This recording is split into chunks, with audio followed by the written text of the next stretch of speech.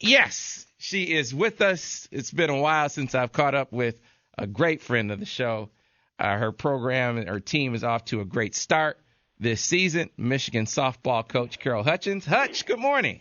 Morning. How you doing? I'm doing great. Great to catch up with you. And, wow, things are going as splendidly for you guys on the field. We'll start there.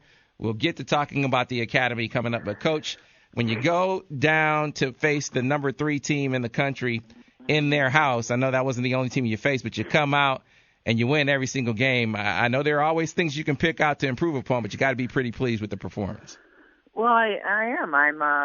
It's always good to win games at any point of the year, but I really feel like we're a full team effort, and it's been fun to watch because it's not just a couple people getting things done. It's everybody, and the team's energy's been fantastic.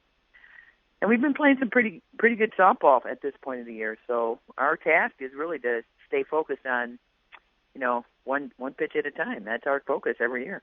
Coach, so, one of the things that kind of sticks out when you look at the stats is, there's been this progression in hitting. The first week, open the season, 212 effort, then you're up to 305 and then 360.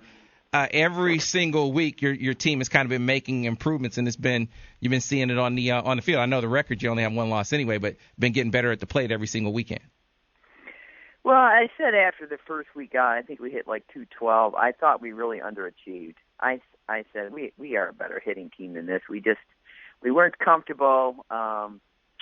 We didn't swing well, and we're just swinging a lot better. And the more you hit, the more your confidence goes up. And hitting is such a confidence factor.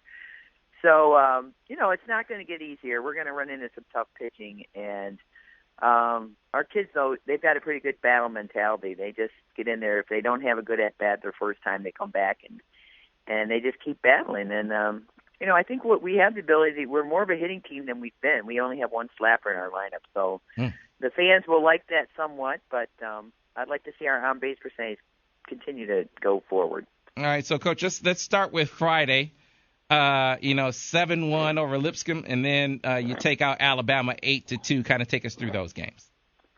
Well, the Lipscomb game, it was a little slow to start. Took us a while to get it going.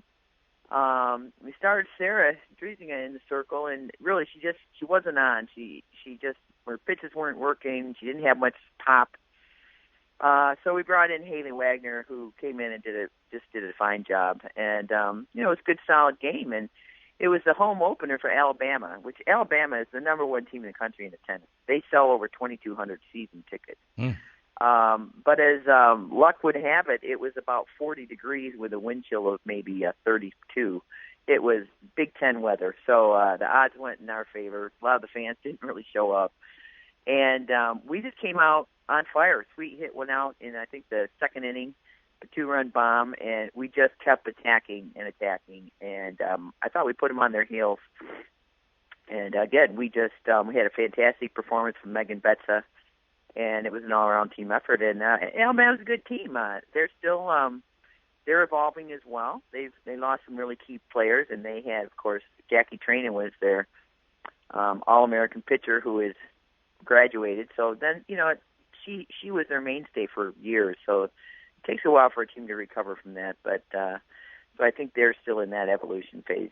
All right. So then, Coach, you come out the next day, and you're even better. So you run rule Lipscomb in the first game Saturday, 13-1. And then you come out against Alabama and you stifle them 4-1 in that contest. So kind of take us through those.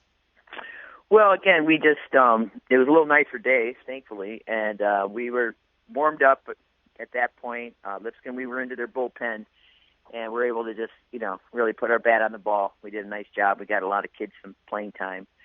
And Alabama was a tight game. It was a very exciting game, and Haley Wagner pitched that game for us, and I was really pleased.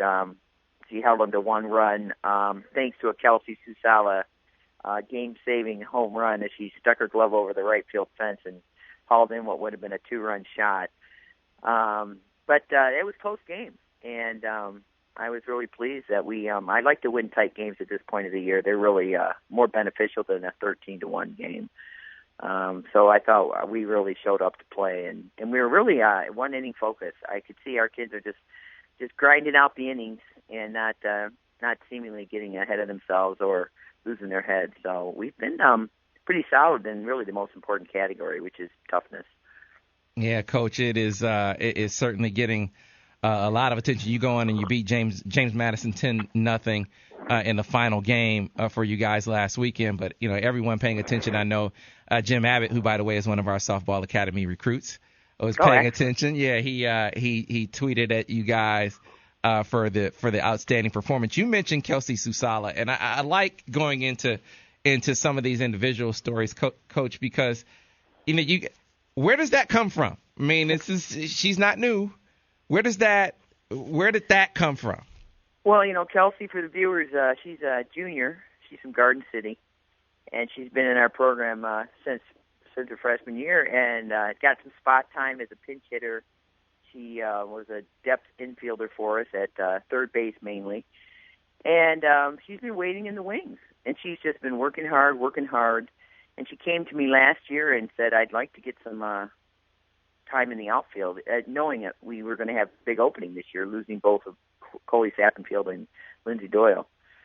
And I said, I'm all for it. Let's see what you got. And, the best 9 hitters, we find a way to get them in the lineup, because you got to have your hitters in the lineup. And really, her bat gets her into the lineup, but she's worked so hard.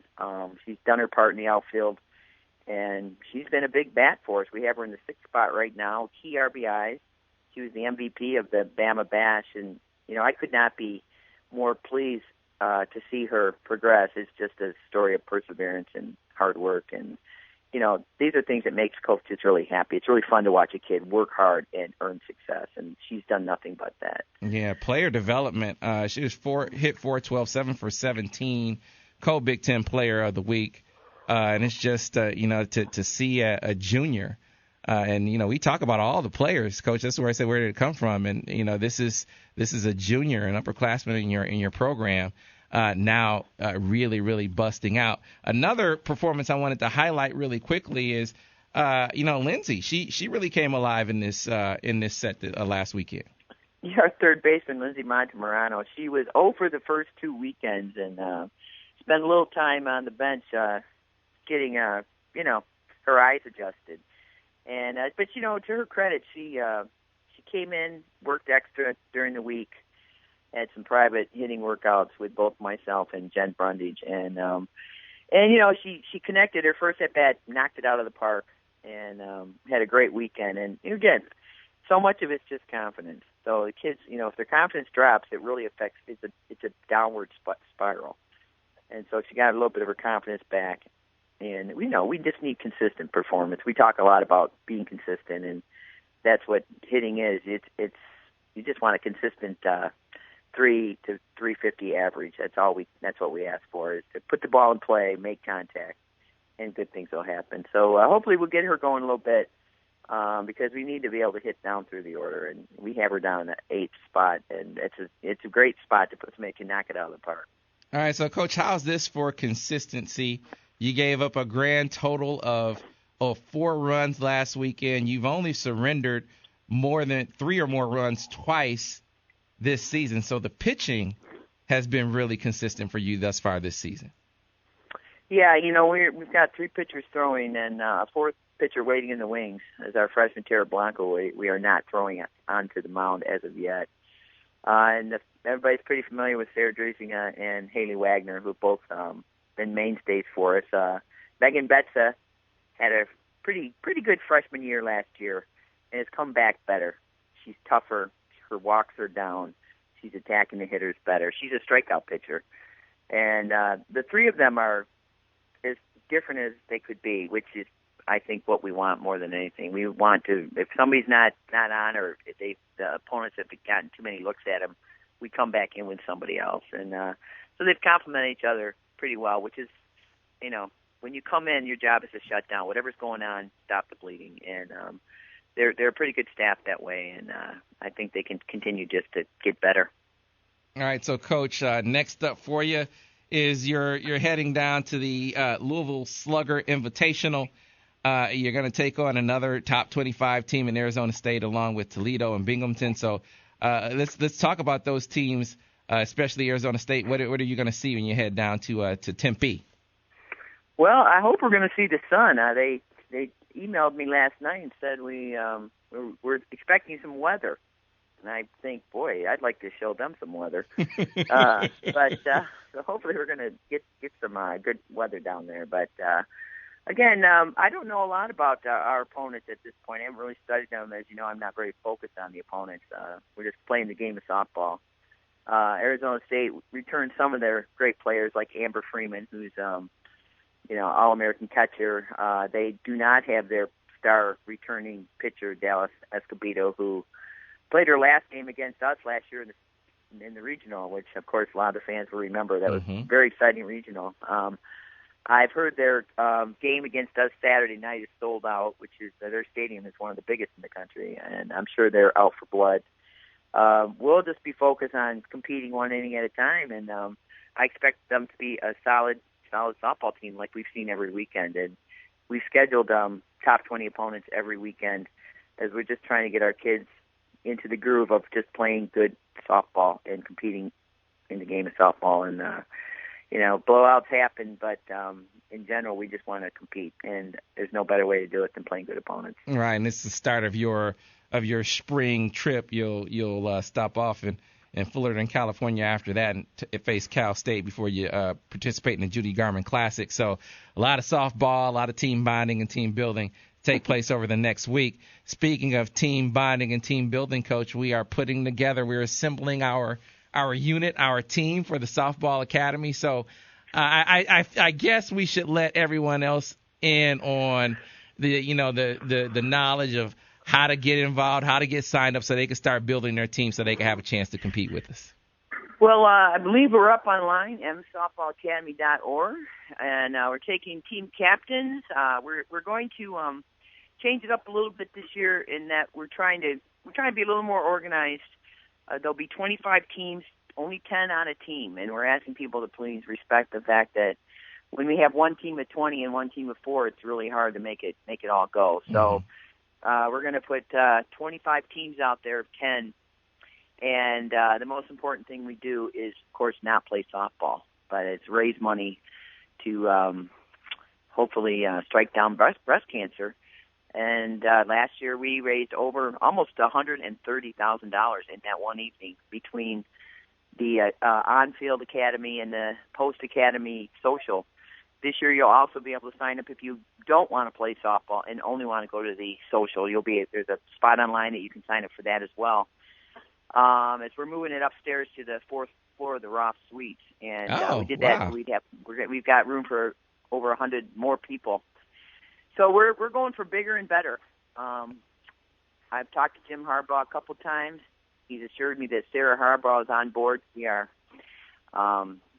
honorary chair, and I'm trying to get in touch with her right now so we can solidify everything. But we're pretty excited to have the Harbaughs involved and welcome them to the community, as well as I'm certain they'll be stars on the field as well. Okay, well, we'll see. We'll see, Coach. We throw the challenge out there to everyone. I know we had one that was issued to us by Kathleen Beeline. They got humbled last year, but we'll be ready to go. We have some big time recruits of our own that we are ready to bring to the table this year. So it sounds like it's going to be even more fun. And what we've told our guys, and I want to challenge all the other teams, we told our team, the members, we got to try to push for $150,000 this year. So if we can do that. We absolutely believe that we've got to go there. And I'm certain now that Kathleen has a year of experience, again, player development, I'm certain she's going to come along and make a great step forward. So I suggest when you get Jim on the line, you challenge him, because I know he's always up for a competition, based on what I can tell. All right, well, consider it done. That's going to get done, Coach, and thanks a lot for joining us. It's always great. We'll talk to you again next week. All right, thanks. All right, that was Carol Hutchins. Hutchins' team is tremendous. What can you say? But this is an even better start than they've had here, and they've had good starts. But Ira, they've They gave up 4 runs last weekend. And that included playing the number 3 team on the road in 2 of those games, yeah. Sam, they've won 13 in a row. Their only loss was a 1-run loss to the defending national champs. Yeah, number 1 team in the country.